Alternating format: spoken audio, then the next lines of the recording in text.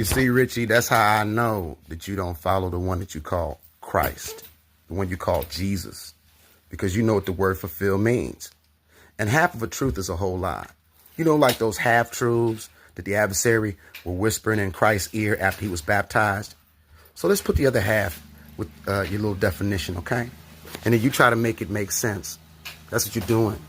You're using these tracts they hand you in these churches, trying to justify sin instead of, doing what Christ said to do. Because what you call him is more important than what the people called him that he followed, right? Newsflash. He's not the son of Zeus. But let's look at that word fulfill. The word fulfill means to complete, accomplish, bring to fruition, to fill to the full. Often by carrying out the Most High's will, realizing prophecies, or perfectly obeying the law. Perfectly obeying the law. Just like Christ said we must do.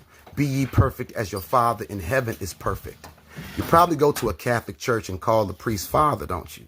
You know Christ said you're not supposed to do that, regardless of what translation or transliteration, because the message never changed. And you're trying to convince yourself of something. Not me. It's not going to work on me. I'm going to stick with the words in red.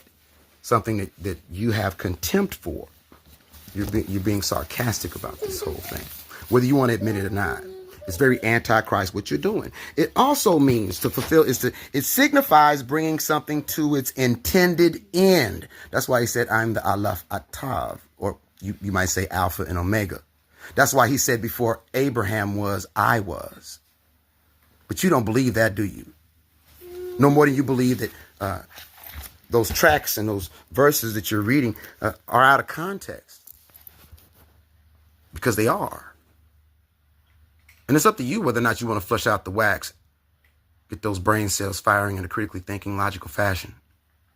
Step outside of your ego. Read my channel description.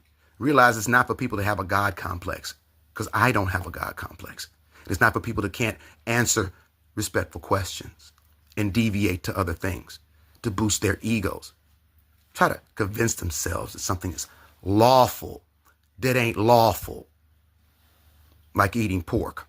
And I'm not issuing out judgment, but I do judge with a righteous judgment. That righteous judgment is the standard.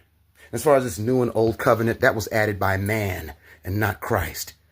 Yeah, you should read Ecclesiastes. There's nothing new under the sun.